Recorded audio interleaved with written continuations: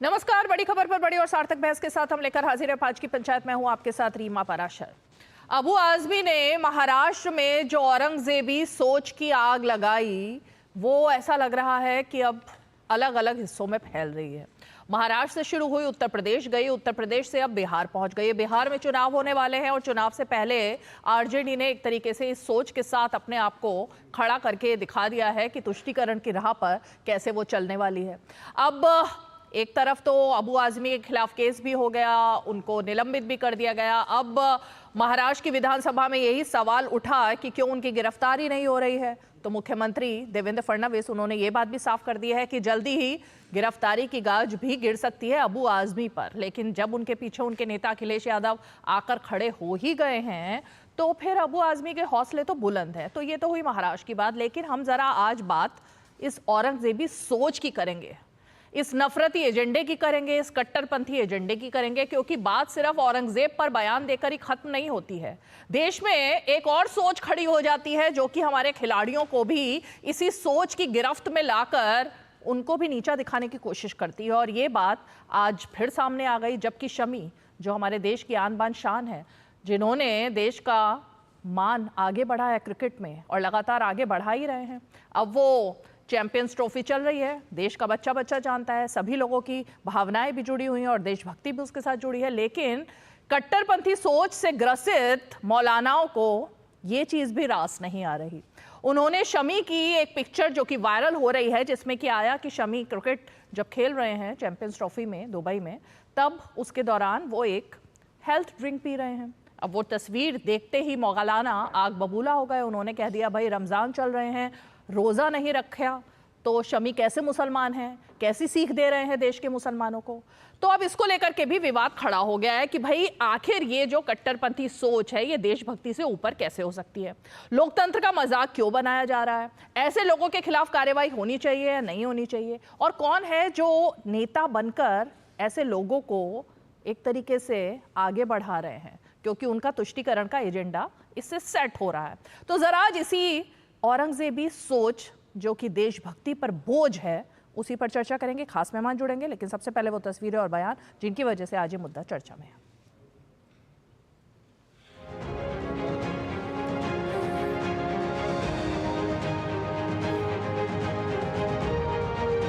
मेरी नज़र में औरंगजेब एक अच्छा हुक्मरान था, एक अच्छा राजा था जिसने राज किया, अपने तरीके से राज किया। और इसको कहने की वजह से कि भाई अच्छा राजा था आप किसी को सस्पेंड कर देंगे, मेरे ख्याल से ये हेल्दी डेमोक्रेसी के लिए सही चीज़ नहीं। औरंगजेब की जो तारीफ कर रहा है वो हम तो कहते हैं कि वो देशद्रोही है। मैं तो बोला कि जो भी औरंगजेब अगर आज के समय में रहती है, भारत सरकार उनको फांसी की सजा देती, समझे। इस पे कोई कॉम्प्रोमाइज नहीं। हम गर्व से कहते हैं सनातनी हम हैं, हिंदू हैं। भारत में शासन करने वाले लोग विभिन्न कालखंड में जो भी शासक रहे हैं, महान लोग रहे हैं, किसी जाति और धर्म के दायरे से बाहर निकलकर आप देखेंगे तो देश का राजा राजा होता है, किसी धर्म का राजा नहीं होता। सम्मान होना चाहिए उस व्यक्ति के प्रति जो भी लोग देश में शासन किए हैं। औरंगजेब की प्रशंसा करना या उसकी आरती उतारना जो भी कर रहे हैं ये दुर्भाग्यपूर्ण है, उनको बचना चाहिए। अबू आजमी को सरकार ने मैनेज किया था, खुद अबू आजमी ने कहा था। हमने तो सुना है कि अबू आजमी हर बार बीजेपी को मदद करते हैं। जितने भी मुस्लिम नेता हैं, इन लोगों को अपनी कौम के प्रति उनमें भाईचारा कैसे पैदा हो, शिक्षा उनमें कैसे जो है, उनको रोजगार कैसे मिले, नौकरी कैसे मिले, अमन चैन रहे समाज में, इस पे ये लोग नहीं खाली नफरत की बात बोलते हैं। बहुत सारे फोर्ट्स है, अब बहुत सारे मोनूमेंट्स है, ऐसे है जो मुगल शासन में ये सब हुआ, बहुत सारा डेवलपमेंट हुआ। उस शासन में इंडिया का जीडीपी देखिए वर्ल्ड में सबसे ज्यादा था। बहुत अच्छा करें, जितना बदला सकते हैं, तारीख को तो नहीं बदला सकते। ये तो मुगलों की हिस्ट्री खत्म करना चाहते थे, वो तो बदल नहीं सकते।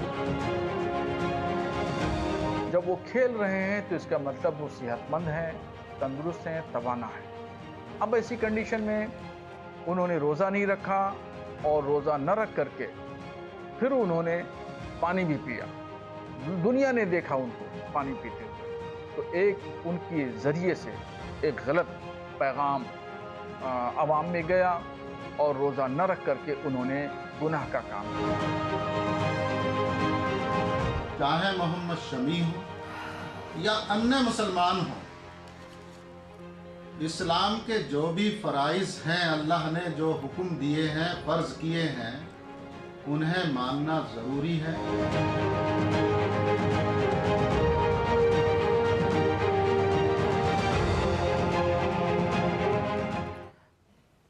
तो कभी कांग्रेस की एक नेता को दिखाई दे जाता है रोहित शर्मा का वेट, और वेट कैसा दिखाई देता है भाई, उनके जब कप्तान रहते हुए एक के बाद एक मैच जीतते हैं, जब आगे बढ़ता है भारत, जब भारत का नाम आगे बढ़ता है, तब उनको दिखाई नहीं देता। अभी भी लगातार आगे बढ़ ही रहा है, लेकिन कभी तो क्रिकेटर का वेट दिखाई दे जाता है, कभी उनकी जाति दिखाई दे जाती है, कभी उनका मजहब दिखाई दे जाता है। ये चल क्या रहा है? मतलब खिलाड़ियों पर तो सवाल खड़ा करेंगे, देशभक्ति पर तो सवाल खड़ा करेंगे, और देशभक्तों पर भी सवाल। ज़रा इसी पर चर्चा करते हैं। खास मेहमान हमारे साथ जुड़ गए हैं, मैं ज़रा परिचय खास मेहमानों का करा देती हूँ। हमारे साथ स्टूडियो में मौजूद है आरपी सिंह जी, जो कि पक्ष रखेंगे भारतीय जनता पार्टी का। हमारे साथ आरजेडी का पक्ष रखने के लिए अरुण कुमार जी मौजूद हैं। हमारे साथ जेडीयू की तरफ से भी कुछ ही पलों में जुड़ने वाले हैं, लेकिन हमारे साथ अभी प्रोफेसर भुवन भास्कर जोशी जी जुड़ गए हैं, जो कि प्रवक्ता हैं समाजवादी पार्टी के। मौलाना नदीमुद्दीन साहब हमारे साथ जुड़ गए हैं, जो कि मुस्लिम स्कॉलर हैं। कुछ ही पलों में हमारे साथ राजेश तिवारी जी, जो कि जेडीयू के प्रवक्ता हैं, वो भी जुड़ने वाले हैं। लेकिन मैं ज़रा शुरुआत आज अरुण कुमार जी आप ही से कर लेती हूँ। बिहार में क्यों पहुंच गया ये औरंगजेबी सोच की आग, और क्यों आपकी पार्टी के नेता इसमें कूद रहे हैं? चुनाव की वजह से है या सोच की वजह से? क्या वजह है आखिर? ये कहां से आपको आप ढूंढ निकाल लिए हमारे पार्टी के नेता कूद गए? हम लोग इस तरह की तो बात करते नहीं। भावनात्मक नारे, भावनात्मक मुद्दे के सहारे राष्ट्रीय जनता दल तो राजनीति करती नहीं। राष्ट्रीय जनता दल और हमारे आदरणीय नेता तेजस्वी यादव जी तो जनता की बात करते, जन मुद्दों की बात करते, जो देश के सामने, प्रदेश के सामने, गांव ग्रामीणों के बीच जो मूल सवाल है, सवाल पर हम खड़े हैं। उस सवाल को लेकर हम बहस करते, बेरोजगारी पर, महंगाई पर, गरीबी पर, भुखमरी पर, पलायन पर, अपराध पर। ये मुख्य सवाल है, ये देश के सामने ना चुनौती। ये आपने पैकेज देखा था क्या अभी अरुण कुमार जी, जो चला था मेरा पैकेज, जिसमें दिखाया था आपकी पार्टी के नेता एक एक करके इस आग में कूद पड़े हैं, और उन्होंने कहा है कि भाई औरंगजेब कितना महान था, कितना महान शासक था, इतना बड़ा राजा था, उसको क्रूर क्यों कहा जा रहा है?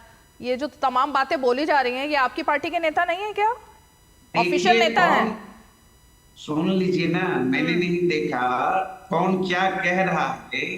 उससे हमें मतलब नहीं। मैं प्रवक्ता के हैसियत से आपके स्टूडियो पर बैठा हूं, डिबेट कर रहा हूं, और हमारे आदरणीय नेता तेजस्वी यादव जी का जो लाइन है, जो उनका कंसेप्ट है, उन कंसेप्ट को आपके बीच रख रहा हूं। ये कंसेप्ट जो चला रहे हैं औरंगजेब क्या क्या, हिंदू मुस्लिम क्या क्या, ये भारतीय जनता पार्टी का एजेंडा है। वो कहां देश को ले जाना चाहते हैं, इसका टीका वो ले रखें। लेकिन हम लोग, आपकी सोच क्या है? आप बता दीजिए ना, औरंगजेब पर आपकी सोच क्या है? मैंने देखी, इतिहास में जब जाएंगे ना, तो बासी पन्ने है ना, खंगालेंगे ना, तो कई सवाल सामने आएंगे, बहुत सारी सवाल आएंगे। लेकिन आज जो है देश के सामने, उन सवालों से कोई मतलब नहीं, वहां जाना भी नहीं। देश का जो सवाल है, देश के सामने जो बड़ी चुनौती है, बेरोजगारी का, महंगाई का, ये सवाल, जन सरोकार से जुड़े जो सवाल है, वो महत्वपूर्ण है। उस पर डिबेट होनी चाहिए, उस पर चर्चा तमाम लोगों को करनी चाहिए। लेकिन भारतीय जनता पार्टी को इससे कोई मतलब नहीं, एनडीए को कोई मतलब नहीं। आपको याद होगा महाराष्ट्र विधानसभा में के अंदर कुल सवाल पर डिस्कशन हो रहा, लेकिन सवालों से डाइवर्ट करने के लिए भाई कौन सा सवाल लेके आगे, उस सवाल से क्या मतलब है देशवासियों को, हिंदुस्तान वासियों से? अगर हिंदुस्तान इतिहास के पन्ने में जाएंगे तो बहुत सारे सवाल मिलेंगे। उस पर सर पटकने से क्या फायदा है? लाभ तो बताइए, गरीबी मिटेगी, बेरोजगारी। अरे भाई, आपके एमएलसी खालिद अनवर ने क्यों बोला है? वो बीजेपी के नेता हैं क्या? आप बात को क्यों घुमा रहे हो बार बार? खालिद अनवर कौन है? कौन कौन क्या बोला है? किसकी बात कर रहे हैं आप? चलिए ठीक है, आप जदयू नेता की बात अच्छा कर रहे हैं। ठीक है। हाँ, जदयू से उन्होंने पूछिए रिएक्शन ना। दिया। ओके, उन्होंने रिएक्शन दिया ना, वही तो मैं जानना चाह रही थी।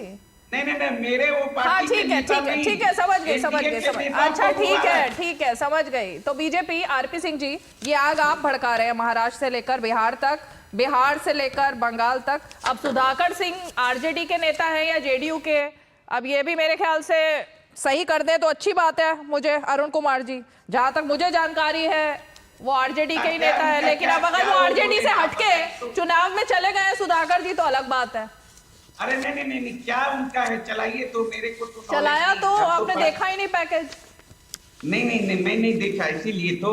आप देख कर आते हैं, अरे मैं भेज भाई, देती हूँ, क्या कहता है? भेज देती हूँ, एक आपको भी लाइन चला देते हैं, दोबारा सुनिए ना। चला देते हैं। अरे आपके लिए अभी दोबारा तक चलाएंगे, की रुकिए रुकिए, आपके लिए कौन दोबारा क्या चलाएंगे, कहते हैं, सबके आपके सोच लिए अलग सुधाकर अलग जी है, को दोबारा, चार अलग-अलग हैं। सुधाकर जी की बात दोबारा चलाएंगे। लेकिन रुकिए, मैं जरा एक बार राजेश तिवारी जी, आप ही की बात पर कुछ कह रहे हैं, पहले उनका रिएक्शन लेते हैं, फिर आरपी सिंह जी। राजेश जी, कौन आग लगा रहा है ये बिहार में? अनम्यूट कीजिए। बोल रहे हैं, हाँ ठीक है, आ रही है आवाज, बोलिए। जो बोल रहे हैं, ये अभी जो बयान जिस पर हम लोग औरंगजेब पर चर्चा के लिए बैठे हुए हैं, ये निश्चय ही एक बिहार के लिए, इस तरह का बिहार का धरती जो है गंगा जमनी तहजीब का धरती है। इस तरह का बयान का कभी भी हम लोग निंदा करते हैं, कभी भी बयान का समर्थन नहीं करते हैं। जहां तक बात है कि ये बिहार एक ऐसा प्रदेश है जो 2005 के बाद कोई भी जातीय दंगा और सांप्रदायिक दंगा नहीं हुआ है। अगर राजद के लोग जिस तरह से अभी बोल रहे थे ना, राजद के प्रवक्ता, इनके ही प्रदेश अध्यक्ष जगदानंद सिंह है, ये जगदानंद सिंह बोले कि ये राजद के का चलते मुद्दा देश में नहीं है। सांप्रदायिकता बढ़ रही है। अभी लालू जी कुछ दिन पहले बोलते हैं कि माकूम फालतू चीज है। इनके पूर्व शिक्षा मंत्री और वर्तमान विधायक जो है गणेश जी का जो युवा उस पर टीका टिप्पणी करते हैं, रामचरितमानस पर टीका टिप्पणी करते हैं। ये लोग सांप्रदायिकता और जातीय उन्माद फैलाने में माहिर आदमी है राजद के लोग। कभी भी इन लोगों को विकास से मतलब नहीं है। अब विकास तेजस्वी यादव करेंगे, वे तो खुद जो है अपना विकास कर रहे हैं। 4 साल की उम्र में जिस तरह से जमीन का संपर्क है, आज के डेट में पटना में इनका 43 बीघा जमीन है। कोई अपने कमाई से नहीं कहाँ चले गए? भ्रष्टाचार पे बात करेंगे, कौन सा मुद्दा इनको दिखा दिए भाई? बिहार में जातीय दंगा फैलाना चाह रहे हैं, वो इस तरह का टीका टिप्पणी कर रहे हैं। लेकिन हकीकत में यह है कि बिहार में माननीय मुख्यमंत्री नीतीश कुमार जी को रहते हुए इस तरह का कभी भी धार्मिक हो चाहे सांप्रदायिकता हो, कभी भी यह जातीय दंगा हो, सफल नहीं हो सकता है। ठीक है आरपी सिंह जी, मैं आप ही के पास आती हूँ। अब बात यह है कि जिसने आग लगाई उसके ऊपर तो कार्रवाई हो ही रही है, लेकिन फिर भी इस मुद्दे को इतना बड़ा बनाना, उसके पीछे क्या सोच है? ये देखिए, मेरे आरजेडी के मित्र पहली बात तो अपना पल्ला झाड़ रहे हैं अपने नेताओं से, कहकर कि हमारे नेताओं का बयान है, मैं स्पोक्स पर्सन हूँ, मेरे हमारे नेताओं को कुछ लेना नहीं। अरे आप उन नेताओं को ही स्पोक्स पर्सन है। मैं अपनी पार्टी का अगर प्रवक्ता हूँ तो जो मेरे नेता बयान देते हैं उन्हीं के लिए तो मैं आता हूँ डिफेंड करने या उनको उनके लिए बात करने के लिए। कोई अलग से थोड़ा कोई कंपार्टमेंट है कि नहीं नेता कुछ और बोल सकते हैं। लेकिन सुधाकर सिंह की बाइट जरा चलाइएगा, मैं प्रोड्यूसर से कहूंगी कि वो जरा बाइट चला भी दें तो पता भी लग जाए सभी को, सारे गेस्ट को, कि क्या क्या हो रहा है। उसके बाद पल्ला झाड़ने से कुछ नहीं होता है। चलिए एक दूसरी बात, कांग्रेस आपका समर्थक दल है, कांग्रेस के साथ आपका गठबंधन अभी भी है। जरा दानिश अली जी क्या कहते हैं औरंगजेब के बारे में, जरा वो पढ़ लीजिए। औरंगजेब देश का इतिहास है और इतिहास को मिटाया नहीं जा सकता। अच्छा बुरा इतिहास है। हर राजा महाराजा अपने स्टाइल का होता था काम करने का, सत्ता हासिल करने के लिए वह लोग कुछ भी करते थे। ये दानिश अली। उदित राज, मैं आबू आज़मी का बयान का समर्थन करता हूँ। अब आबू आज़मी कुछ गलत नहीं बोल रहे। ये कौन? उदित राज जी। सबसे हद तो करती अखिलेश यादव जी ने, जो वो भी आपके ही इंडिया अलायंस का हिस्सा है। वो क्या कहते हैं, जरा सारी मूल जो जड़ है वो यहाँ पर है। वो क्या कहते हैं, निलंबन का आधार यदि विचारधारा से प्रभावित होने लगेगा तो अभिव्यक्ति की स्वतंत्रता और परतंत्रता में क्या अंतर रह जाएगा। ये किस विचारधारा की बात कर रहे हैं? झगड़ा तो इसी बात का है ये जो विचारधारा की बात करी आपने, ये जो 712 से जो चला मामला विचारधारा का, और जो आज तक वही विचारधारा का मामला चल रहा है, यही तो दिक्कत है। सारा जो बीज है वो विचारधारा है। ओके। कि जिस विचारधारा के अंतर्गत आप धर्म परिवर्तन कराएंगे, ये कहकर कि नहीं आप हमारी विचारधारा हिसाब से ठीक चलिए, तो धर्म परिवर्तन कराएंगे, और शमशीर की नोक पर भी धर्म परिवर्तन कराएंगे। ये विचारधारा है। आबू आजमी के जो पूर्वज रहे होंगे वो बदल गए होंगे शमशीर की नोक पर। आपके पूर्वज जजिया देकर बच गए होंगे। 6 रुपये से 12 रुपये तक का जजिया जाता था पर प्रति व्यक्ति के 10 करोड़ लोगों ने जजिया दिया था तब। हमारे पूर्वजों ने शहादत दी, हम बच गए, हमने अपनी लड़ाई लड़ी, हमको दस्तारी मिल गई, हमको सरदारी मिल गई। ठीक है। तो असल में ये लड़ाई सारी विचारधारा की नहीं, है। जिस विचारधारा की आप बात कर रहे हैं भुवन भास्कर जोशी जी, आपकी तरफ इशारा है ये, जिसको अभिव्यक्ति की स्वतंत्रता का नाम दिया अखिलेश यादव जी ने, जिसको उन्होंने कहा कि विचारधारा और सोच को निलंबन से दबाया नहीं जा सकता, उसी विचारधारा की ये कौन सी औरंगजेबी विचारधारा है जिसके समर्थन में आप लोग खड़े हैं? जो शमी जैसे क्रिकेटर पर भी सवाल खड़ा कर देते हैं, जो देश की देशभक्ति पर भी सवाल खड़ा कर देते हैं, ये वही औरंगजेबी सोच है ना जिसको बल दिया जा रहा है। भुवन भास्कर जी, देखिए, हमारा ये मानना है कोई भी शासक रहा हो, उसके अगर हम जीवन के शासन काल को तोलते हैं तो उसके मेरिट और डिमेरिट हो सकते हैं, लेकिन ये चर्चा का विषय नहीं है। हमारा ये मानना है, समाजवादी पार्टी का विजन है, हम लोग लोहिया जी के रास्ते पे, अंबेडकर जी के रास्ते पर, और पीडीए की लड़ाई को, सामाजिक न्याय की लड़ाई को, जाति की जनगणना की लड़ाई को उत्तर प्रदेश में लड़ने में व्यस्त है, और उसी के कारण हम भारतीय जनता पार्टी को आधा कर पाए। कौन? और उन्होंने तो माफी भी मांग ली है। अगर उन्होंने बयान दिया तो उस पर चर्चा आज भी हो रही है माफी होने के बाद। लेकिन मैं आपको रीमा जी बताना चाहता हूं, मैं असम से आया हूं, जो 6000 विद्यार्थी अनुसूचित जनजाति के वहां पर परीक्षा नहीं दे पाए क्योंकि माननीय मुख्यमंत्री जी व्यस्त थे रिकॉर्ड बनाने में कि झूमर का नृत्य दिखाकर वो विश्व में अपनी छवि बना लेंगे। वो बालक बालिका आदिवासी समाज से आती है। 6000 विद्यार्थी माननीय मुख्यमंत्री की हठधर्मिता से परीक्षा नहीं दे पाए। और रही बात कौन जाति की बात आपने कही थी, मैंने आपको बहुत अच्छी, आप पत्रकार हैं और आपने जाति की बात कही थी। मैंने देखा था कि भारतीय जनता पार्टी के लोग तो हनुमान की जाति पूछ रहे थे, माँ सीता मैया को टेस्ट ट्यूब बेबी कहने वाले भारतीय जनता पार्टी और उनके सहयोगी लोग थे। तो ये तो जाति जो है भगवानों की निकाल लेते हैं। ये तो इसमें तो इनकी दक्षता हासिल है। लेकिन भुवन भास्कर जी, आप एक तरीके से बात को बिल्कुल एक अलग लेवल पे ले गए। लेकिन मैं एक मिनट, अखिलेश यादव ने जो लिखा उसमें जिस शब्द की बात कर रहे हैं ना यहाँ आरपी सिंह जी, विचारधारा से बढ़कर उन्होंने ये बात कही थी, सच की जुबान पर कोई लगाम अगर लगा सकता है निलंबन से तो ये उनकी बचपना और नकारात्मक सोच है। सच की जुबान, उन्होंने तो अबू आजमी ने माफी मांग ली, लेकिन अखिलेश यादव तो कह रहे हैं जो बोला वो सच है कि औरंगजेब क्रूर नहीं था, औरंगजेब के शासनकाल में सोने की चिड़िया था भारत। ये जो झूठ परोसा गया अबू आजमी की तरफ से, अखिलेश यादव ने तो उसको सच मान लिया ना, और आप अब कह रहे हो कि वो बात ही खत्म हो गई। माननीय अखिलेश यादव जी ने क्या कहा वो भी जन तो उनका प्रवक्ता बताएगा। आप और भारतीय जनता पार्टी अंदाजा उसको अपने अनुसार लगा सकते हैं। तो आप बताइए सच की जुबान का मतलब क्या हुआ, उनका वाक्य जो है उसका मतलब क्या था, आप ही बता दीजिए, समझा दीजिए प्रोफेसर साहब जरा। मैं आया ही किस लिए हूँ, मैं तो बताने ही आप लोगों को। तो बताइए सच की जुबान कौन सी है जिस पर निलंबन से लगाम नहीं कसी जा सकती? सच की जुबान वो है जो दिल्ली विधानसभा में भारतीय जनता पार्टी अहंकार में कर रही है। योगी सरकार उत्तर प्रदेश में हमारे विपक्ष के नेता को कमांडो के द्वारा बाहर करके करने का काम कर रही है। ये पूरे देश में चल रहा है, दिल्ली से लेकर लखनऊ तक यही काम तो चल रहा है। अगर आपने विधानसभा के बाहर कोई बयान दिया है, आप उन पर केस करते, आप उन पर कार्रवाई करते, लेकिन सदन की कार्रवाई को रोकना निश्चित तौर पे किसी विधायक का जो जनता ने चुना है उस जनता के अधिकार। अखिलेश यादव जी का बहुत सारा छवि जो है औरंगजेब से मिलता है।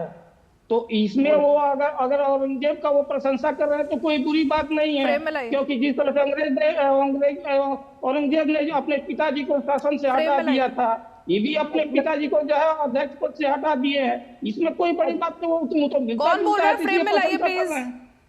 बाजी, ये जो सज्जन बीच में बोले हैं, एक शब्द बीच में नहीं बोल पाएंगे। अगर मैं बोलूंगा तो मैं आपको चेतावनी दे रहा हूँ इस मंच के माध्यम से। क्या अरे ये धमकी क्यों देते हैं सब लोग आपस में एक दूसरे को? क्यों धमकी देनी है? धमकी नहीं देनी, धमकी नहीं देनी। प्रोफेसर साहब आप तो प्रोफेसर है, क्यों धमकी दे रहे हैं भाई? और समाजवादी पार्टी के समय में बीच में कूद पड़े, आपकी इतनी हिम्मत हो गई, और हम आपको सुन रहे हैं, आपकी बात हमको पसंद नहीं है। अच्छा, कोई बीच में नहीं बोल रहा है। ओके अब आपने अपनी बात रख दी, कोई आपके बीच में नहीं बोला। आरपी सिंह जी जवाब दीजिए, फिर जरा सुधाकर जी की वो बाइट भी आ गई है, उसको सुना करके फिर नदीमुद्दीन जी के पास जाऊंगी। जोशी जी आपने जो अखिलेश यादव जी के स्टेटमेंट का आधा हिस्सा कर लेना, सच की जुबान और कोई लगाम वाली बात आप कर रहे थे, सच की जुबान के बारे में भाग गए आपने कहा उनको निकाल दिया, लगाम वाली बात हो गई, उनको विधानसभा से निकाल दिया, ये गलत हो गया, लगाम वाली बात हो गई। परंतु सच की जुबान तो वो यही है ना कि औरंगजेब बड़ा अच्छा शासक था, औरंगजेब तो देवता था। हाँ, वही सच की जुबान है आपके हिसाब से, यही तो इशू है। और वो औरंगजेब था जिसने अपने भाइयों को जेल में डाला, अपने भाई का सर काटकर अपने पिता के पास भेज दिया था, अपनी बेटी को जेल में डाला, जिसने साहब श्री गुरु तेग बहादुर जी को शहीद किया, सर कत्ल कराया, उनका सर कत्ल किया। जिन्होंने सतीदास मतीदास भाई दयाला उनके साथ गए थे, 3 साथी, उनमें से एक को आरी से चीरा, एक को रुई के गोले में जलाकर आग लगा दी, और तीसरे को गर्म देग में पानी में उबाला। मैं आगे चलूं, भाई मतीदास को छोड़िए, भाई मनी सिंह जी के एक एक अंग काटा, हमारी बच्चों के टुकड़े कर कर माताओं के गले में हाथ डाले। छोटे साहबजादे 5 और 7 साल के थे, साहब श्री गुरु गोबिंद सिंह जी के, उनको जिंदा दीवार में चना दिया। और ये कोई लड़ाई रियासत की लड़ाई नहीं थी, ये हमारी लड़ाई धर्म की थी औरंगजेब के साथ।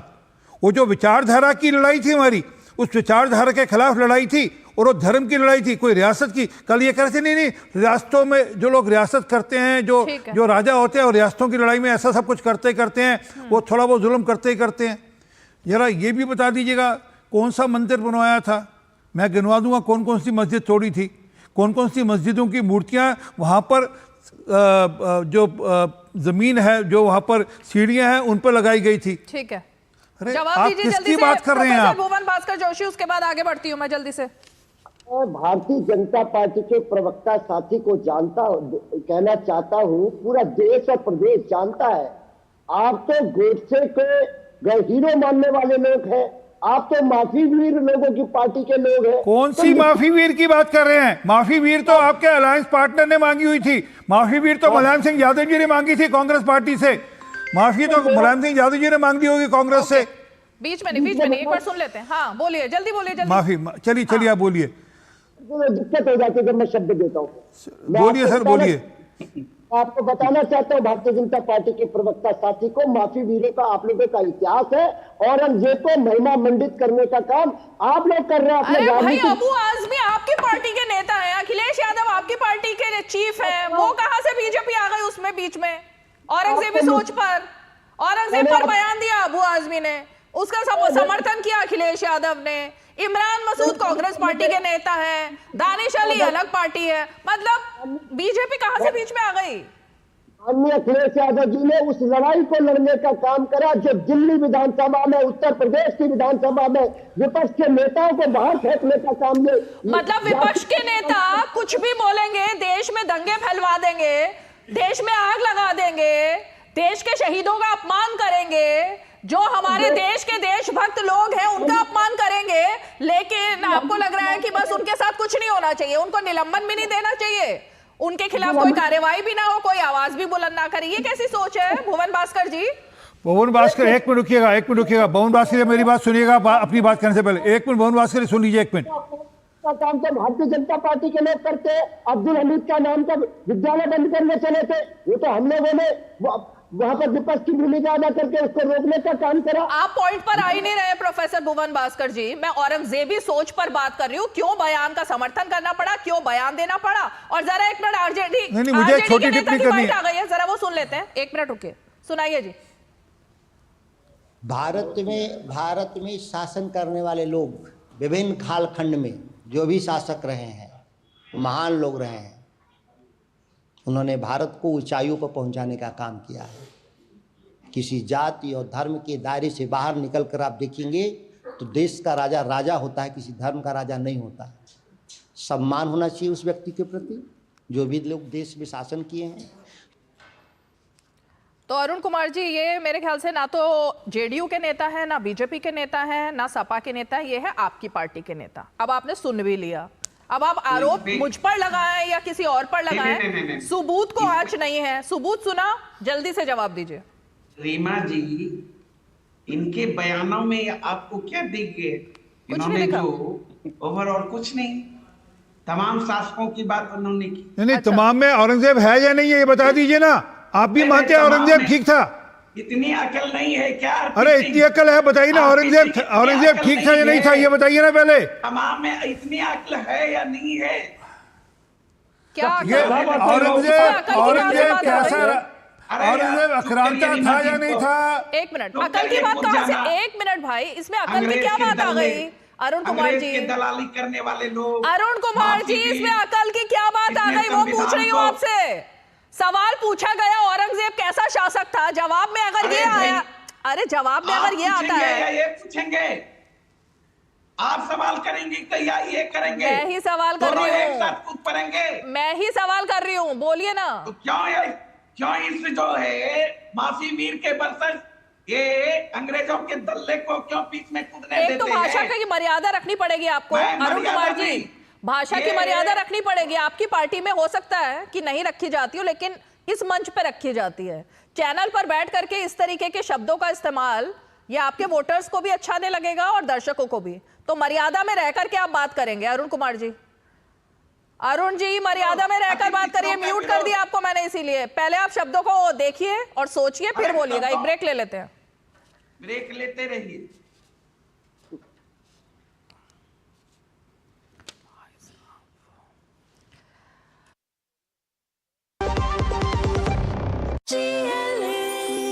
जो लक्ष्य चुना था समझ आने लगा है।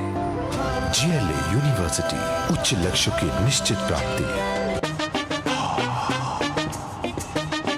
कैसे धंधा बढ़ेगा, कैसे गल्ला चलेगा, कैसे टाइकून बनेगा, ये काफी नहीं बेटा, स्कूटर है तेरा कब रॉकेट बनेगा। सिर्फ नींबू मिर्ची लगाने से बिजनेस बढ़ता तो हर बड़ा बिजनेस यही करता। बिजनेस बढ़ता है क्रेडिट से। अपनी दुकान में क्रेडिट ऑन यूपीआई अपनाओ। कस्टमर्स को यूपीआई पे क्रेडिट मिलेगा तो कस्टमर्स बढ़ेंगे और उनकी शॉपिंग भी। क्या समझे? अपने पेमेंट पार्टनर से संपर्क करें।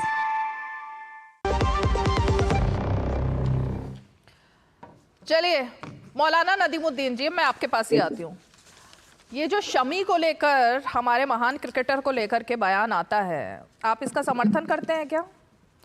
ये भी औरंगजेबी सोच का ही प्रतीक है ना। जब एक तरफ औरंगजेब को लेकर बयान पर बवाल मचा ही हुआ है, देश में बहस छिड़ी ही हुई है, तो फिर उस बीच में अचानक से ये और टपक गया बयान। क्यों भाई, क्या जरूरत थी? देखिए, औरंगजेब एक रूलर था, एक शासक था। अच्छा या बुरा इतिहास के पन्नों में दर्ज है। अशोका के बाद अखंड भारत उसी के दौर में रहा है। ये सही है कि उसने बहुत सारे अत्याचार किए, मंदिर तोड़वाए बहुत सारे, मगर मैं कहता हूँ पुष्यमित्रा पर कभी डिबेट हुआ? चोल राजाओं ने क्या मंदिर नहीं गिराए? क्या राजा हर्ष ने मंदिर नहीं गिराए? इसी मुल्क में जलियांवाला बाग हुआ, तांडव हुआ, तो क्या उसकी सजा ईसाइयों को दी जा रही? आज भी बर्तानिया से हमारे संबंध कैसे हैं? किसको सजा दी जा रही है? इतिहास का वर्णन किया जा रहा है। इतिहास नहीं, सजा किसको दी जा रही है? नहीं, सुनिए नहीं, आप सजा किसको दी जा रही है? नहीं, आप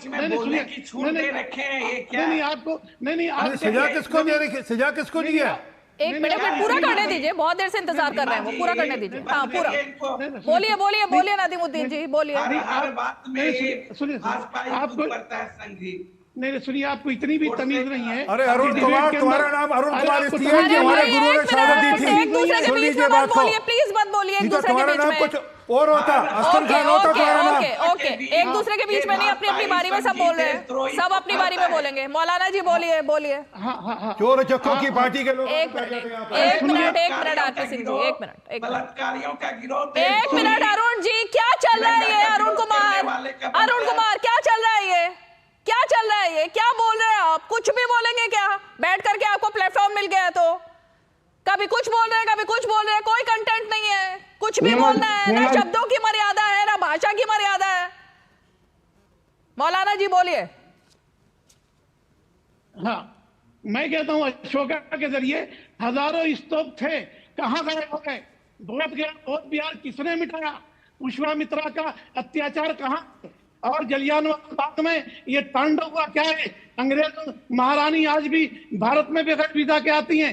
आज भी हमारे बरतानिया से अच्छे संबंध है। आप उनको अरे सुनिए, मैं कह रहा हूँ, पॉइंट सुनिए आप। क्यों जलियांवाला बाग पे? एक इसलिए कि औरंगजेब का धर्म मुसलमान है, बार बार मुसलमानों को टारगेट किया जा रहा है, और जहन्नम में जाए हमको क्या जाना था? नदीमुद्दीन जी, रमजान का पाक महीना चल रहा है, उसमें आप इस तरीके की अगर बेतुकी और शर्मनाक बात करेंगे तो मुझे आपको टोकना पड़ेगा। आप कह रहे हैं औरंगजेब को इसलिए टारगेट किया जा रहा है क्योंकि वो मुसलमान था। इतनी बेतुकी बात करेंगे आप? यहाँ पे आरपी सिंह जी उसी धर्म से आते हैं, उसी समाज से आते हैं जिनके सबसे बड़े गुरु, उनका शीश काटा गया था। नहीं देखा कभी तो शीशगंज गुरुद्वारे आकर देख लीजिए क्या है वहां पर। अरे सुनिए, ऐसी बेतुकी बातें करेंगे क्या आप? शर्मनाक है, शर्मनाक है। मौलाना नदीमुद्दीन, अरे सुनिए पहले, इसमें धर्म को मत लेकर आइए और मजहब को मत लेकर आइए आप। नहीं, औरंगजेब के नाम पे मुसलमानों को टारगेट किया जाए। मुसलमानों का भी कत्ल किया था, आपको ये नहीं पता? अरे उसका भाई, उसकी गर्दन काटी थी उसने, वो तो उसी धर्म का था, उनके पिता। अरे औरंगजेब ने अत्याचार किया। अरे भाई, आपको कुछ पता ही नहीं इतिहास के बारे में मौलाना जी, कैसे मौलाना बन गए आप? अरे आपको खुद पता नहीं, आपको कुछ नहीं पता इतिहास के बारे में। आपने एक किताब पढ़ी है सिर्फ, हिंदू मुस्लिम को लड़वाना, उसके अलावा आपने कोई किताब नहीं पढ़ी है। आपको इतिहास का कोई ज्ञान नहीं है। आप लड़वा रही हैं। नहीं ज्ञान है आपको। आरपी सिंह जी जवाब दीजिए। आप झूठ बोल रही हैं। जवाब सुनिए, जवाब सुनिए। पढ़ना चाहिए मौलाना शब्द जब लग जाता है ना, ये पदवी जब लग जाती है नदीमुद्दीन जी नाम के आगे मौलाना, तो उनका सम्मान होता है दिल में। नहीं, उनका सम्मान किया जाता है क्योंकि वो स्कॉलर होते हैं। लेकिन ऐसे कौन से स्कॉलर होते हैं जो इतिहास को तोड़ मरोड़ कर पेश करते हैं एक तरफा? ऐसे स्कॉलर नहीं होते। मौलाना नदीमुद्दीन, झूठ मत परोसिए, झूठ मत परोसिए नदीमुद्दीन जी। अब रुकिए एक मिनट, आरपी सिंह जी जवाब दीजिए जल्दी से। हाँ, आपको जानकारी है औरंगजेब ने अपने सब भाइयों को जेल में डाला और अपने पिता को जेल में डाला और अपने भाई का सर, अरे सुन लीजिए आप, मौलाना साहब बोला, मैं टोका नहीं, आपने मना कर दिया, रोक दिया था मैंने। अपने भाई का सर थाली में परोस कर अपने पिता को भेज दिया था। है ध्यान में नहीं? वो कौन था? मुसलमान था या हिंदू था? सनातनी था या मुसलमान था? बता दीजिए। मैं उसके बारे में नहीं बोल रहा हूँ, उसके नाम पे मुसलमानों को टारगेट कर रहे हैं, वो मैं बोल रहा हूँ। कौन टारगेट कर रहा है? नहीं कर रहा हूँ। अरे कौन टारगेट कर रहा है? हमने तो कही नहीं, हम तो उसके, हमने कहा, हमने कब कहा? हमने कहा ये जो विचारधारा थी जिसमें कन्वर्जन की बात थी कि हमने कन्वर्ट करना है, 1.25 मन जनेऊ, 50 किलो जनेऊ रोज तोलता था, फिर नासा करता था औरंगजेब। आपकी जानकारी के लिए, उतने लोगों को कन्वर्ट करने के बाद ये जो सोच थी ना कि मुझे धर्म परिवर्तन कराना है, ये दिक्कत थी। सारी बात दिक्कत यह थी जो संभाजी महाराज के साथ उसने किया, वह इतिहास में ऐसा वर्णन कभी किसी ने सुना नहीं होगा। खाल खींच ली, ठीक है, जुबान खींच ली, नाखून खींच लिए। ये भुवन जोशी जी बैठे हैं और यहाँ पर अरुण जी बैठे हैं, ये इसलिए इनका नाम भुवन जोशी और अरुण जी है क्योंकि हमारे गुरुओं ने शहादत दी थी, नहीं तो आप जजिया देकर बचे हैं आप लोग।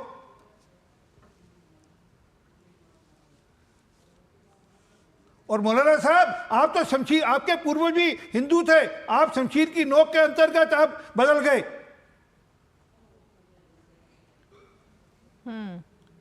बात झगड़ा इस बात का है कि ये जो विचारधारा का प्रश्न टीपू यादव ने उठाया, दिक्कत वहां पर है सारी की सारी। एक ब्रेक ले लेते हैं आरपी सिंह जी, एक छोटा सा ब्रेक लेते हैं।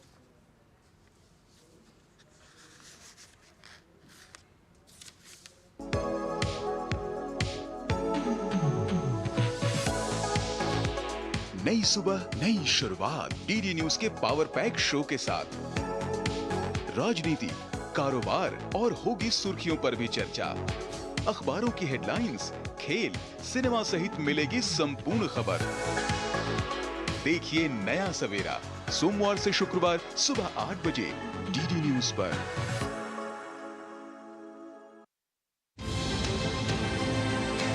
राष्ट्रीय खबरें हो या अंतर्राष्ट्रीय मुद्दे की बात, राजनीति से जुड़ा हर पहलू, साथ ही बिजनेस का उतार चढ़ाव, खेल जगत की अपडेट से लेकर मनोरंजन की छोटी बड़ी हलचल। देखिए मिड डे प्राइम।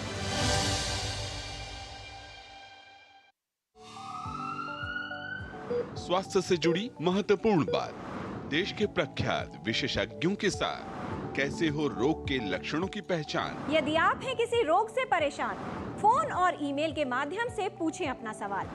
विशेषज्ञों से मिलेगा सही समाधान।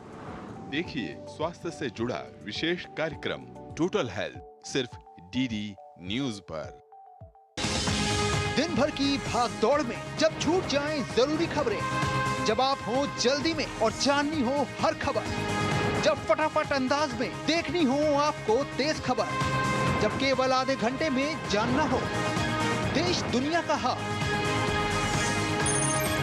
तब देखिए खबरों का हाई स्पीड शो एक्सप्रेस 100।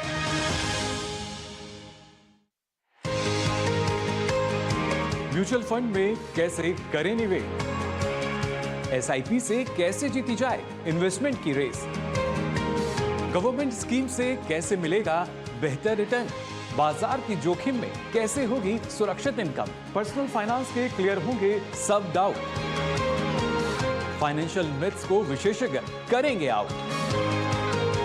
देखिए मनी मंत्र हर शनिवार सुबह 9:30 बजे सिर्फ डीडी न्यूज पर। एक जमाने से कहानी है सुना रही आकाशवाणी, फिर आया एंटरटेनमेंट का रेवोल्यूशन, जब कोने कोने पहुंचा दूरदर्शन। कहानी नहीं बदली, स्टाइल गया है बदल। जो कहानियां हम सुनते आए देखते आए, अब वही वैसी ही कहानी सुनाएगा digital. Download waves OTT app now and watch for free.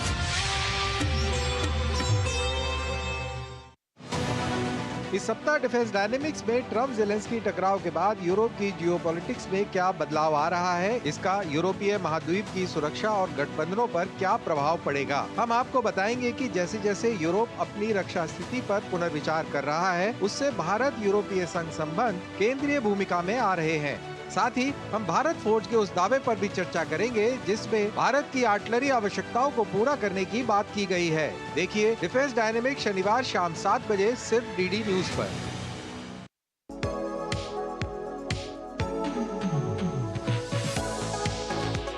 नई सुबह नई शुरुआत डीडी न्यूज के पावर पैक शो के साथ राजनीति, कारोबार और होगी सुर्खियों पर भी चर्चा।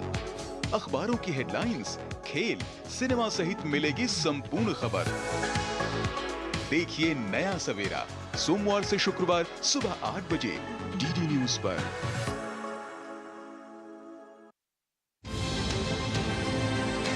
राष्ट्रीय खबरें हो या अंतर्राष्ट्रीय मुद्दे की बात, राजनीति से जुड़ा हर पहलू, साथ ही बिजनेस का उतार चढ़ाव, खेल जगत की अपडेट से लेकर मनोरंजन की छोटी बड़ी हलचल। देखिए मिड डे प्राइम।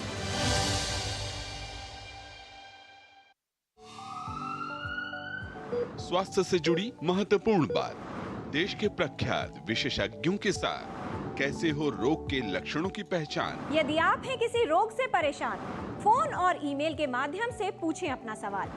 विशेषज्ञों से मिलेगा सही समाधान। देखिए स्वास्थ्य से जुड़ा विशेष कार्यक्रम टोटल हेल्थ, सिर्फ डीडी न्यूज पर। दिन भर की भाग दौड़ में जब छूट जाएं जरूरी खबरें, जब आप हो जल्दी में और जाननी हो हर खबर, जब फटाफट अंदाज में देखनी हो आपको तेज खबर, जब केवल आधे घंटे में जानना हो देश दुनिया का हाल, तब देखिए खबरों का हाई स्पीड शो एक्सप्रेस 100। चलिए, मेरे ख्याल से जुड़ गए हैं फिर से प्रोफेसर भुवन भास्कर जोशी जी। मैं आप ही के पास अब दोबारा से आना चाहूंगी। जो बात यहाँ पर चल रही थी, बात उसी सोच की है और बात उन्हीं मौलाना की है जो नदीमुद्दीन जी ने, जिनका एक तरीके से समर्थन ही कर दिया कि शमी जो महान क्रिकेटर है उसने रोजा नहीं रखा, तो उसके ऊपर सवाल खड़े कर दिए। नहीं, आप झूठ बोल रही हैं। अरे भाई रुकिए मौलाना साहब, आप इतिहास पढ़ के नहीं आए तो आपसे क्या बहस करूं मैं? इतिहास ही नहीं पढ़ के समर्थन नहीं किया, आप झूठ बोल रही हैं। अच्छा, मैं औरंगजेबी सोच की बात कर रही हूँ। आप तो समझ ही नहीं पा रहे हो शुरू से अब तक हो क्या रहा है शो में। मैं समर्थन नहीं किया। औरंगजेबी सोच, औरंगजेबी सोच, उसकी बात हो रही है। रुकिए नदीमुद्दीन जी, मौलाना साहब रुकिए, अब जरा रुकिए। हाँ भुवन भास्कर जी, इस औरंगजेबी सोच को बल कौन दे रहा है? बल वो दे रहा है जो उसके समर्थन में खड़ा हुआ है, जैसे कि अखिलेश यादव जी। अगर वो दो शब्द लिख देते कि भाई गलत किया, अबू आजमी ने माफी मांगी, उन्हें माफ कर देना चाहिए, तो बात ही खत्म हो जाती। उन्होंने उनको सच की जुबान, विचारधारा की लड़ाई, ये दो भारी भरकम शब्द लिखकर ये बता दिया कि उनका समर्थन है इस सोच को। तो क्यों इस सोच को समर्थन है? अब उनको औरंगजेब कहा जा रहा है। सोचिए, अखिलेश यादव को बार बार औरंगजेब कहा जा रहा है। शिवपाल यादव का वो बयान याद दिलाया जा रहा है जब उन्होंने औरंगजेब कहा था, जब मुलायम सिंह यादव ने औरंगजेब कहा था, वो सब याद दिलाया जा रहा है पुराना। अब मैं बोल लूं थोड़ा बिना इंटरप्ट करे? हाँ बोलिए, कोई इंटरप्ट नहीं करेगा। तो मैं कहना चाहता हूँ, ना तो हम औरंगजेब हमारे हीरो हैं, ना माननीय अखिलेश यादव जी के बयान को सही से आप समझने की कोशिश कर रहे हैं, जबकि उनका ऑफिशियल प्रवक्ता बार बार बताने का काम कर रहे हैं कि जिस प्रकार भारतीय जनता पार्टी की उत्तर प्रदेश की सरकार हो, दिल्ली की सरकार हो, विपक्ष के लोगों को विधानसभा भवन में अपने कमांडो के बल पर बाहर फेंकने का काम कर रहे हैं और लोकतंत्र की हत्या कर रही है, उस ओर मेरे नेता माननीय अखिलेश यादव जी ने बयान तो बोल दीजिए फिर औरंगजेब क्रूर है, क्रूर था, क्रूर रहेगा, बस बोल दीजिए, बोल दीजिए ना, फिर बात खत्म हो जाएगी, ये डिबेट यहीं खत्म। औरंगजेब क्रूर था, औरंगजेब बहुत ज्यादा क्रूर, एक तरीके से भक्षक था, ये बोल दीजिए आप। देखिए, मैंने आपको बहुत स्पष्ट से बोल दिया है, हमारे जो आइडियल है हम लोग उनके रास्ते पे चलते हैं। उसकी बात नहीं, औरंगजेब के बारे में मुंह से निकलते हुए दिक्कत क्या हो रही है? अरे जोशी जी, आपके पूर्वजों ने कई करोड़ों रुपए दिया था टीका लगाने के लिए, और टीका लगाकर बैठे हो आप। जजिया देते थे 12 रुपए साल का। मैडम, जजिया ले लो, जीएसटी ले लो, सब ले लो, आप ही ले लो। अरे आपने जो टीका लगाया, मैं उसकी बात कर रहा हूँ। टीका लगाने पर तब आपके हिसाब से जीएसटी लगा हुआ था औरंगजेब का, आपकी भाषा में। मतलब जजिया टैक्स से आप जीएसटी को कंपेयर कर रहे हैं भुवन भास्कर जी, क्या बात है? मतलब जीएसटी से कंपैरिजन किसका है? जजिया जो ना देने पर सीधे गला काटा जाता था, जजिया जो ना देने पर कपड़े उतरवा दिए जाते थे, पीट कर अधमरा कर दिया जाता था, उस जजिया से आप जीएसटी की तुलना कर रहे हैं भुवन भास्कर जी। आप एक पार्टी के वरिष्ठ प्रवक्ता हैं और प्रोफेसर भी हैं साथ में। आपको लगता है कि देश में आप क्या माहौल पैदा करना चाह रहे हैं? भारतीय जनता पार्टी के प्रवक्ता साथी को इतना सब्र नहीं हो रहा कि हमें मार्शलों के द्वारा सदन में बाहर फेंक रहे।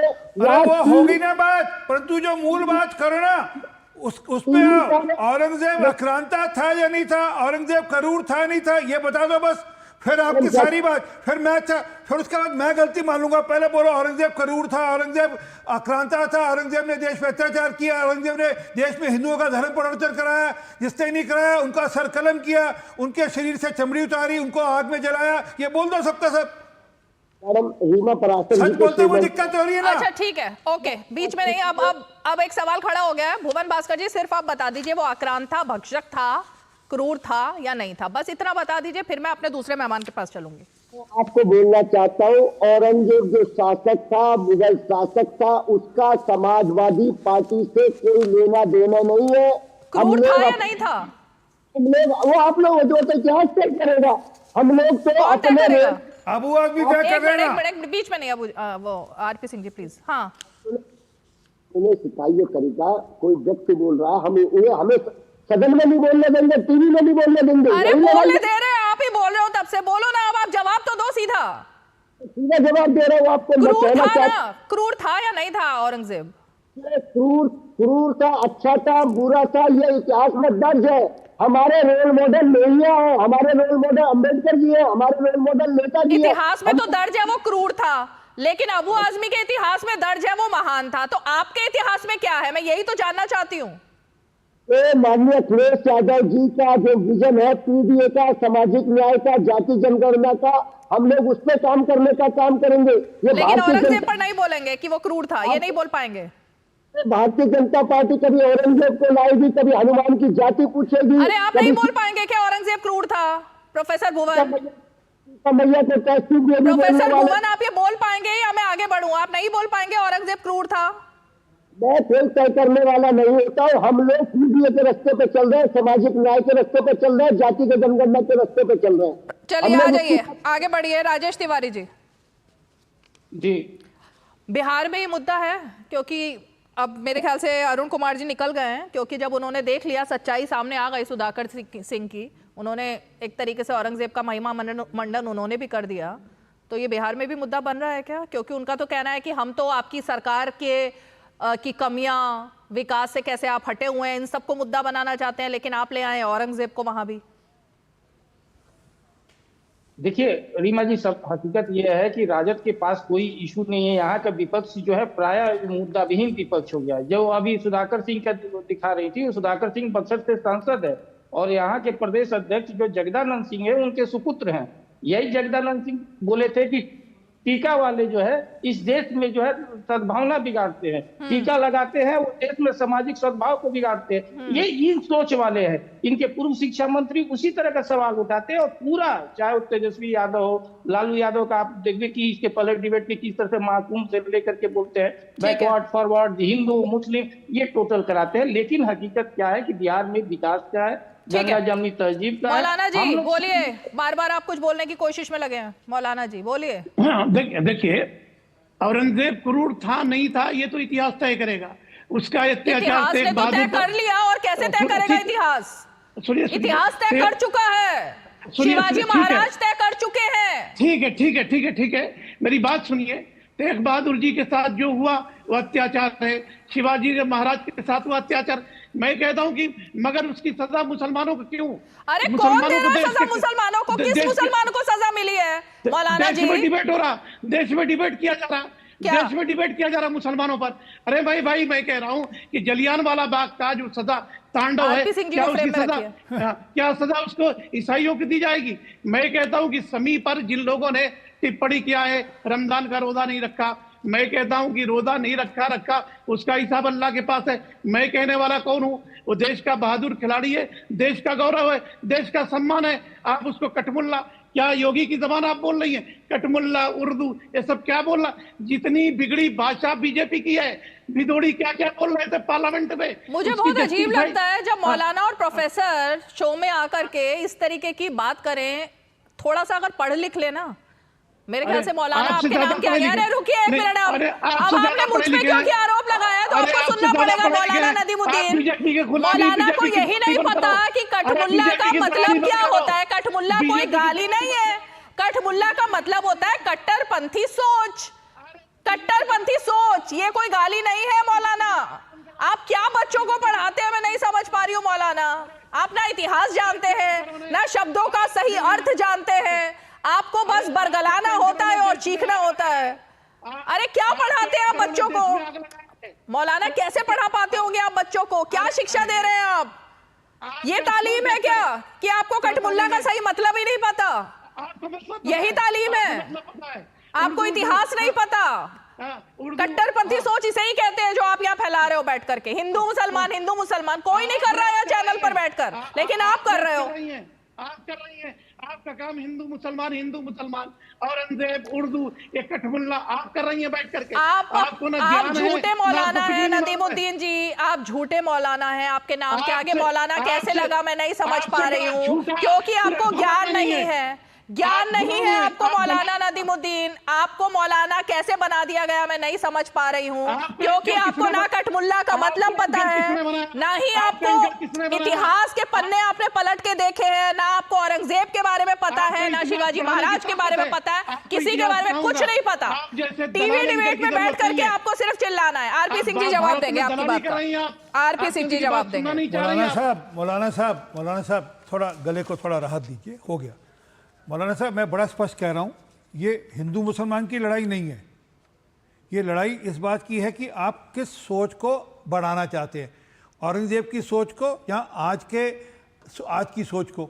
हम तो कह रहे हैं कि इस देश के अंदर अब्दुल कलाम भी हुए हैं, उनकी सोच बढ़ा लेते हैं ना। हम तो कह रहे हैं, हम तो रिगार्ड करके कह रहे हैं। इसने नहीं बढ़ाया। अब्दुल कलाम देश का हीरो है, हमने नहीं माना है अब्दुल कलाम को। सर एक मिनट, टोका नहीं ना मैंने आपको, टोका नहीं मैंने, अच्छी बात है, देखो आराम से। तो औरंगजेब की जगह अब्दुल कलाम जी की सोच को आगे बढ़ा लेते हैं। दिक्कत सिर्फ इतनी है कि औरंगजेब की सोच गलत थी, इसी बात पे सारी बात है। वो जो धर्म परिवर्तन किया जिसके कारण से आपका भी धर्म बदला गया, वो सोच की दिक्कत है और कुछ नहीं है जी। हमारा कोई झगड़ा आपसे थोड़ा है, अब आप बदल गए, अब आपको आप अपने धर्म को फॉलो करिए। परंतु इसलिए ये कहना नहीं औरंगजेब ठीक था, इतिहास तय करेगा। अरे इतिहास ने तय किया तभी तो संभाजी महाराज जी को अत्याचार हुए, इतिहास ने तय किया तभी श्री गुरु तेग बहादुर जी को शहादत देनी पड़ी, तभी कृपा दत्त जी आए थे वहाँ से कश्मीरी पंडितों को लेकर महाराज गुरु तेग बहादुर जी के पास, इसलिए तो आए थे कि इतिहास तय कर रहा था उस समय। तभी तो छोटे साहबजादों की शहादत हुई, ये इतिहास तय कर रहा था, यही तो इतिहास में है। अब उसको आप उन्हें नहीं इतिहास तय करें, आप बोल दीजिए औरंगजेब क्रूर था, परंतु हम औरंगजेब को फॉलो नहीं करते, हमारा औरंगजेब से कुछ लेना देना नहीं। आज के जो लोग मुसलमान यहाँ के हैं जो इस्लाम को फॉलो करते हैं, उनकी औरंगजेब की सोच से कुछ लेना देना नहीं। वो जो 100 मन जनेऊ तोलता था रोज और कन्वर्जन करता था, उसकी आपकी सोच से कुछ लेना देना नहीं। भाई इतना ही तो कहना है, इसमें क्या दिक्कत है? हम देश के कह रहे हैं कि आप गलत को हैं, फॉलो नहीं करते। आप तो ठीक है। देश के मुसलमान मुगलों को फॉलो नहीं करते, देश का मुसलमान औरंगजेब को फॉलो नहीं करता। तो फिर बाबरी मस्जिद को लेकर इतना झगड़ा क्यों किया? अरे बाबरी मस्जिद को लेकर इतना झगड़ा क्यों किया? फिर तो कहते यार ये पड़ी, ये रही बाबरी मस्जिद, आप बनाइए राम मंदिर यहाँ पर। 500 साल तक लड़ाई क्यों लड़ते रहे यहाँ पर? ठीक है, इसी बात की तो लड़ाई थी। और एक मिनट सुनिए, एक मिनट रीमा जी, मैं आपको एक और जानकारी दे दूं। आपको इतिहास को माने नहीं मानेंगे, परंतु श्री गुरु ग्रंथ साहब को तो हम मानते हैं, आप भी मानते हैं, देश भी मानता है। श्री गुरु ग्रंथ साहब तो मानते नहीं मानते? अरे बताइए ना, हाँ या ना? अरे श्री गुरु ग्रंथ साहब हैं, ये मानते हो? सिखों की बिल्कुल सिखों मानते का हैं, ग्रंथ है, किसने इनकार किया है? बिल्कुल मानते हैं। तो उसमें क्या लिखा है? बाबर को लेकर लिखा है, बाबर को लेकर ऐती मार पई कुरलाने तैकी दर्द न आया। ये साहब श्री गुरु नानक देव जी की बानी है। बाबर को लेकर, बाबर का जो यहाँ पर अत्याचार था उसका वर्णन करते कहा कि तेरे आदमी को इतनी मार पड़ रही है क्या तेरे को दर्द नहीं आ रहा? आप उस बाबर की मस्जिद को लेकर लड़ते रहे। चलिए वक्त इतना ही हमारे पास। आप सभी खास मेहमान 5 की पंचायत में जुड़े सभी का बहुत बहुत धन्यवाद। और इसीलिए जब मुद्दा अब सोच का ही हो गया है ना, कि ये सोच कौन सी है, ये औरंगजेबी सोच है, ये कट्टरपंथी सोच है, या ये वो सोच है जो सिर्फ तुष्टीकरण की सोच है, जिसको सिर्फ वोट चाहिए और ये पता है कि जब तक ऐसे बयान नहीं देंगे, भड़काएंगे नहीं, जाति में धर्म में बांटेंगे नहीं, तब तक शायद वोट नहीं मिलेंगे। और कुछ ऐसा ही, क्योंकि जो मामला महाराष्ट्र से शुरू हुआ वो बिहार तक कैसे पहुंच जाता है? बिहार के नेता, आरजेडी के नेता क्यों इस आग में कूद पड़ते हैं? सिर्फ तुष्टीकरण और कुछ नहीं। चलिए 5 की पंचायत में आज इतना ही, कल फिर होगी मुलाकात, तब तक के लिए हमें दीजिए इजाजत, नमस्कार।